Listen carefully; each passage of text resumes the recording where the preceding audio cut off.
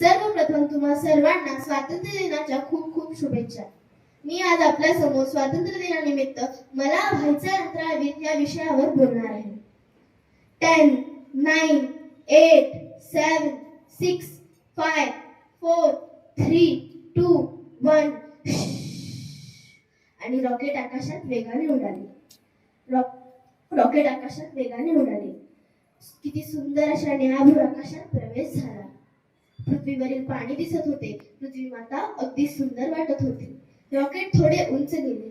तिथे मंगळ, शुक्र, गुरु आणि आहा शनीची कडा तर अलौकिकच दिसत होती. चांदो मामा भागेलास काय, लिंबोणीच्या झाडामागे लपलास काय.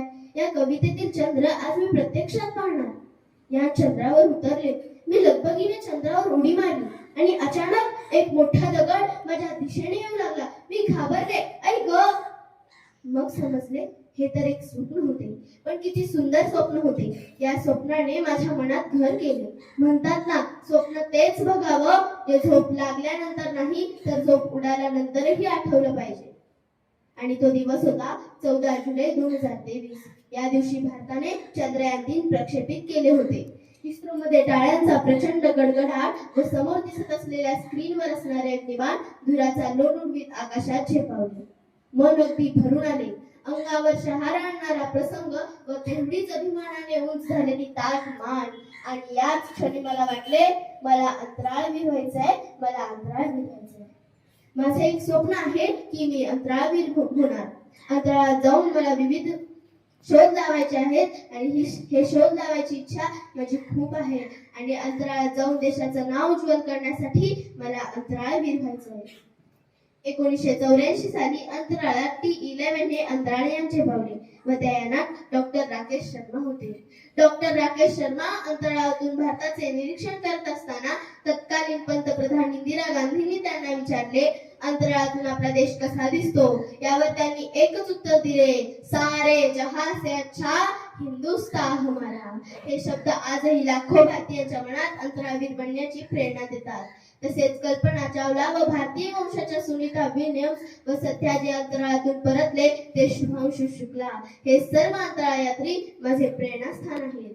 गाजवू कर्तृत्व अंतराळी वेध घेऊन भविष्याचा, गाजवू कर्तृत्व अंतराळी वेध घेऊन भविष्याचा, यशस्वी करू प्रत्येक मोहीम, सन्मान वाढवू देशाचा, सन्मान वाढवू देशाचा. मला एक दिवस अंतराळात जाऊन चंद्रावर कोणत्या प्रकारची वनस्पती उगवणे शक्य आहे की नाही याचा शोध मला घ्यायचा आहे आणि म्हणूनच मला अंतराळवीर व्हायचे आहे.